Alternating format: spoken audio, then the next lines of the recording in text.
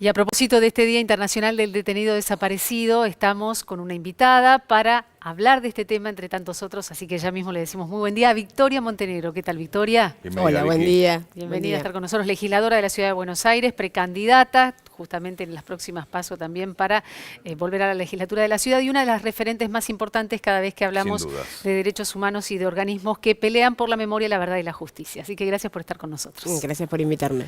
Bueno, ¿qué implica, no? El número 30.000 aparece de manera recurrente y en esta campaña en particular, mencionado por la oposición varias veces y relacionándolo con la cantidad de víctimas de la COVID. ¿Cómo vivís vos en particular ese parangón, esa comparación y esa recurrencia permanente a un número que para todos tiene que ver con la historia argentina, la historia del nunca más? Sí, la historia y además el proceso que llevó adelante la Argentina, digo, esta dictadura que atravesó a todos nuestros países de América del Sur con un proceso en la Argentina distinto, ¿no? Nosotros tenemos procesos en los cuales la justicia comprueba efectivamente lo que fueron los centros de detención, el tormento de nuestros padres, por la desaparición forzada, en mi caso, con el cuerpo sin vida de mi papá, que llega después de haber sido arrojado desde un avión a las costas de Colonia, de Uruguay.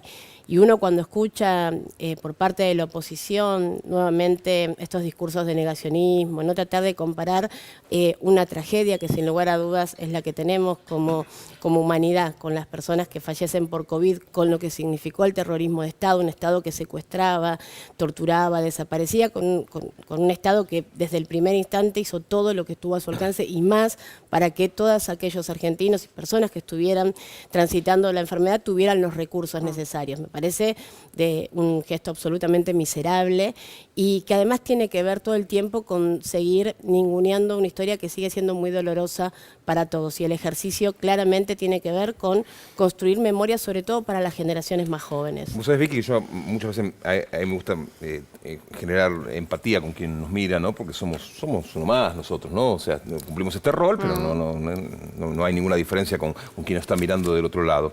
Y a veces yo soy papá de adolescentes, ¿no? Y charlando con mis hijos y con los amigos de mis hijos, muchas veces se ven seducidos por algunos discursos que tienen un negacionismo oculto, a veces más explícito, pero que no son muy conscientes de lo que pasó en la República Argentina, o dicen con mucha liviandad, la verdad que no me gusta ninguno, voy a votar en blanco. Y uno trata de explicarles que este voto es sagrado porque le costó la vida a toda una generación, que la padeció, muchos desaparecieron y otros vieron coartada su libertad de manera absoluta, ¿no? Entonces hay que explicarle, ¿no? Un poquito a ellos también, a los adolescentes, que cada voto, votes a quien votes, es importante, ¿no? Sí, es fundamental. Vos sabés que lo comento porque el otro día volví presencial, porque en este tiempo hicimos por Zoom, a tener reuniones con charlas de derechos humanos con adolescentes. Y me pasó algo que fue como el parámetro para entender lo costoso que fueron los 4 años del gobierno de Macri para la política de memoria y también obviamente estos 2 años de pandemia que no nos permitió encontrarnos con los chicos.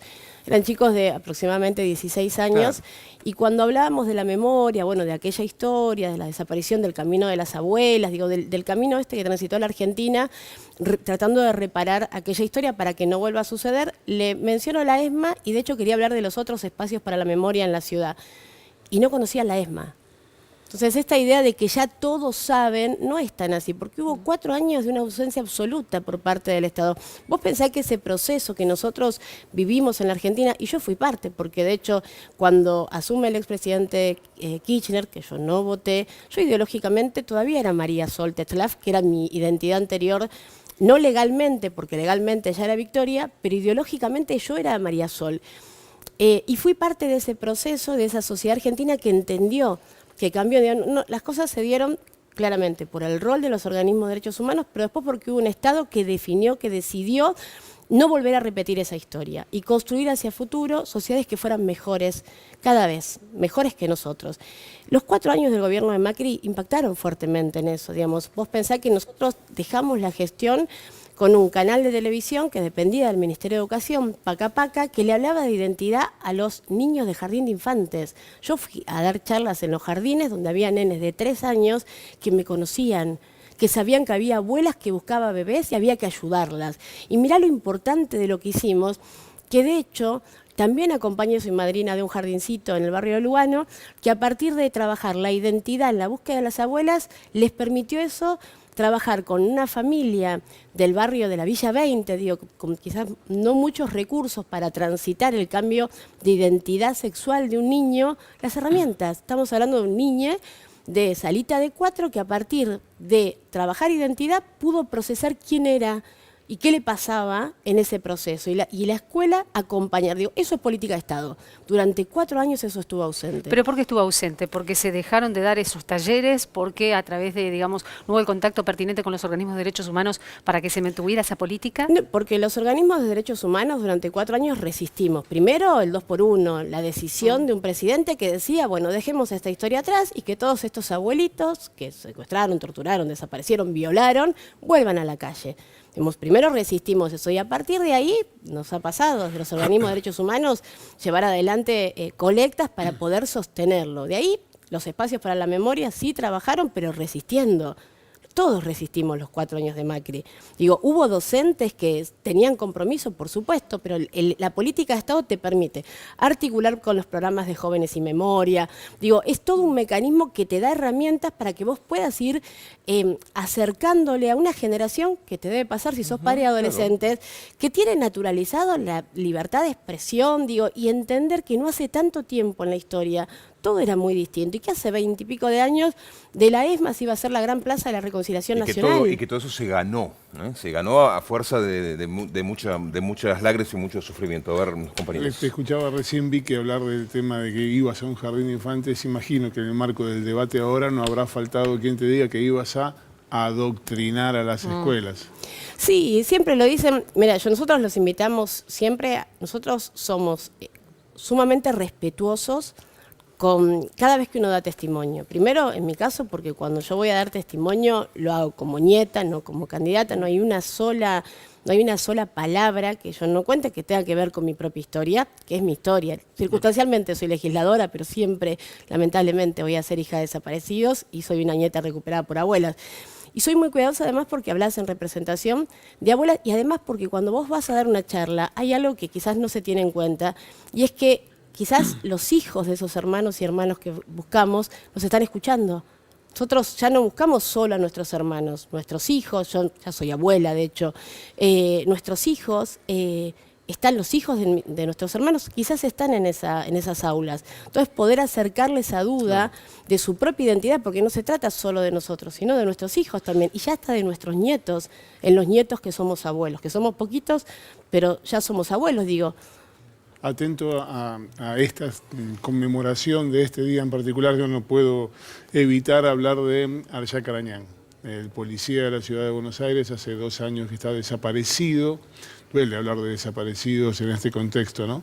Y hoy nos enteramos por la tapa de página 12, la nota de la colega Irina Hauser, de este diálogo entre la última persona que estuvo con Arshak y una mujer a la que le dice, vos seguís haciendo desaparecer personas. Sí, Leonel Herba, que es el último policía que le hace escuchar a Arshak el audio, y Jazmín, que es la novia de Leonel. Nosotros nos contactamos, yo presido la Comisión de Derechos Humanos de la legislatura, y a partir de una desaparición de personas, obviamente nos ponemos a disposición de la familia, en este caso su mamá, Rosita Bardush, y a partir de ahí construimos un vínculo que lamentablemente lleva 2 años y medio, con un derrotero, el primer tiempo con unos niveles de impunidad, digamos, su familia estuvo 7 meses sin poder acceder a la causa, 7 meses esa madre sin poder saber qué se hacía y qué no se hacía. Es tremendo, yo hablo con Rosita, siempre es un ser humano excepcional, una mujer fuerte, valiente, luchadora, pero hay una cuestión, y hay todos los que lamentablemente transitamos la ausencia desde la desaparición, que es lo más perverso que existe, porque vos siempre tenés la esperanza de que algo pase. Digamos, yo, mi papá sé que ya está desaparecido, tengo sus restos, los enterré. Mi mamá, sé que siguió, pero hay un momento donde vos pensás, bueno, y si se volvió loca, y después ya sabés que recorrieron todos esos lugares, y es tremendo cuando la madre me repite lo mismo. La mamá habla en presente, ¿no? La mamá la veíamos el otro día, sí. Rosita, y la mamá habla en presente, dijo, se fue y no viene. Y no bien, Lo y llamo También y no hay me una falta de contesta. compromiso político, ¿no? Digo, uno esperaba que Horacio Rodríguez Larreta o las autoridades de la ciudad de Buenos Aires, que tienen responsabilidad por precisamente el accionar de las fuerzas en territorio porteño, hicieran alguna referencia a esta situación, o se pusieran a disposición, digo, y esto no ocurre. acompañan a la además, madre. Es hay- un policía de la ciudad que desapareció en plena ciudad de Buenos Aires a plena luz del día un domingo en Caballito. Que de Lo- hecho lo esto más no tremendo ocurre. de eso es que la investigación la realizan efectivos de la misma fuerza a la que pertenecía Arjac y el policía que hoy escuchábamos el audio que decía lo hicieron desaparecer. Es decir, está la fuerza investigándose a sí misma en un caso de desaparición de personas. Así es, hace 2 años y medio, de hecho, nosotros, digo, la familia, la querella, la Fiscalía y la Secretaría de Derechos Humanos, que ahora sí, con el secretario Horacio Pietragala, se suma a acompañar a esta madre y a plantear que esta causa tiene que investigarla la Justicia Federal y que es un caso de desaparición forzada de personas, porque no uno. Todo te lleva a la policía de la ciudad. Se borraron los datos del celular, se borraron los datos de la computadora, se borraron los datos del teléfono de este último policía, Leonel Herba. Se piden las cámaras, allá desaparece el domingo, del sábado, domingo y el lunes. La policía entrega solo las del sábado y el lunes. Las del domingo no están y cuando las entregan, la Fiscalía ya no tenía tiempo de recuperarlas porque se había vencido el plazo. Digo, una cantidad de irregularidades que no son De hecho, casualidades. es hasta antinatural dentro de las fuerzas de seguridad, que en Definitivamente. general cuando un miembro de la fuerza de seguridad tiene algún problema, digo, corrámonos de esta situación, hay como una situación corporativa, ¿no? Y en este caso, llamativamente no ocurre. Bueno, vos sabés que es muy tremendo, pero a la vez es muy interesante, porque esta policía la crea Macri y Larreta, digamos. Es una policía que claramente, lamentablemente, con el caso de Arjac, es distinta. Digo, esta cuestión corporativa que uno la entiende básicamente porque los policías también, obviamente, todos los días combaten la delincuencia y tienen que cuidarse y su vida depende también del cuidado que le da a su compañero, se rompió. Y también es una forma de plantear guarda. No sabemos qué pasó con Arjac, no sabemos qué información podía tener Arjac que lo llevó no a que lo maten, no a que lo maten, porque sí, también es cierto que cada tanto la policía tiene algún conflicto y terminan en una situación compleja donde hay algún fallecido. Arjac no está fallecido, Arjac está desaparecido. Hace 2 años y medio. Hace falta mucha gente para desaparecer una persona.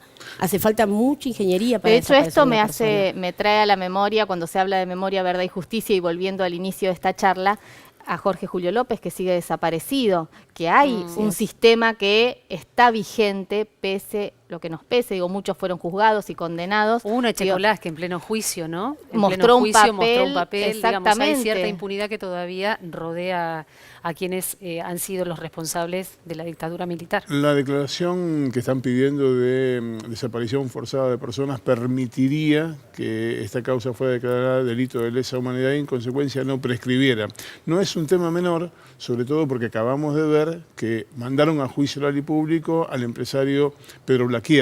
Con lo cual, episodios que pasaron hace 45 años todavía siguen abiertos a la posibilidad de justicia. ¿Cómo entendiste la cuestión de Blaquier respecto de esta tardía, pero finalmente llegada, posibilidad de justicia? Bueno, es importantísimo porque tiene que ver siempre, creo que el desafío que tenemos en materia de avanzar con los derechos humanos tiene que ver justamente con que podamos dimensionar, sobre todo para los más jóvenes, la pata civil de la dictadura. Porque acá hay imágenes que son gráficas, ustedes la ven, ¿no? Entra en el ejército, rompe la puerta, eso uno entiende que eso está mal. Ahora, cuando vos entendés que detrás de ellos hubo otros actores con más perversión, con más frialdad, que calcularon cuántos de sus propios empleados tenían que desaparecer para que a ellos les cierren esos números o instalar ese modelo de país que a sus empresas les servían, uno puede rápidamente asociarlos con muchos de los que hoy están también empresarios tratando de desestabilizar permanentemente nuestro proceso democrático. Vicky, ¿por qué pensás vos, que lo desaparecieron? No lo sé, esa respuesta la tiene que dar justamente la justicia, por eso nosotros queremos que avance. Yo no sé qué es lo que pasó, yo solo te puedo decir que hay una madre que busca a su hijo. Y es tremendo cuando ella le dice, de hecho se lo dijo al presidente, ¿cómo le digo? ¿Tenía o tiene? Porque le preguntó, ¿qué edad tiene? ¿Qué edad tiene? En una foto que Rosita le entrega de Arjac a Alberto. ¿Cómo le digo? ¿Tenía o tiene? Y ayer hablábamos justamente y ella me dice, yo necesito saber qué pasó, pero yo no quiero que mi hijo esté muerto. Ahora, hay un episodio de una pala. Hay una información, nosotros estamos seguros de que Arshak tenía cierta información que comprometía no solo a un grupo de policías. De eso estoy segura porque si comprometía solo un grupo de policías, rápidamente hubieran actuado de otra forma. Desde el primer momento que nosotros avanzamos con el habeas corpus, solo se fueron borrando pruebas, las cámaras, los teléfonos, desviar la causa. Dijeron que era un tema de chalecos, dijeron que estaba en Venezuela, dijeron que se había ido a Brasil, dijeron que se había ido a Armenia, y todo lo dijeron policías. Y Arshak nunca hizo nada de todo eso y ellos lo sabían muy bien. Entonces hubo una decisión de empezar a desviar la causa y también hubo una complicidad por parte de la justicia. Hoy hay una orden del juez para que la propia policía de la ciudad siga viendo el rebote de los celulares de sus propios policías de la ciudad. Entonces, si no hay una decisión de borrar todo, de empantanar todo para que no encontremos respuesta, no sé qué decirlo. Y esa pregunta la tiene que responder el jefe de gobierno de la ciudad. Había un jefe de gobierno, un ministro de seguridad, había... En la Argentina, en la provincia de Buenos Aires, en la ciudad, gobernaba el mismo signo político. Mirá si hubiera habido decisión, se sentaban los tres ministros. Te estoy hablando de la época en la que Patricia Bullrich defendía a los policías que mataban por la espalda. Acá te hablo de un chico de 27 años, policía de la ciudad, a punto de recibirse de ingeniero en sistemas. Digo, ¿por qué a él no lo buscaron? ¿Por qué a él no lo defendieron? ¿Por qué no movieron un solo dedo para saber dónde estaba ese chico? Eso lo tienen que responder ellos. Y la verdad que te indigna que nunca nadie les pregunte nada. Porque lo escuchás a Santilli hablar de seguridad y no le pudieron garantizar seguridad para su propia policía. ¿Qué nos queda al resto de nosotros? Aparte, estos policías siguen siendo policías. ¿Qué seguridad tenemos? Leonel Erba sigue siendo policía. Yo no sé si es responsable o no, pero de mínima estamos hablando de una desaparición forzada. Algo debería suceder. Y es como si nada sucediera.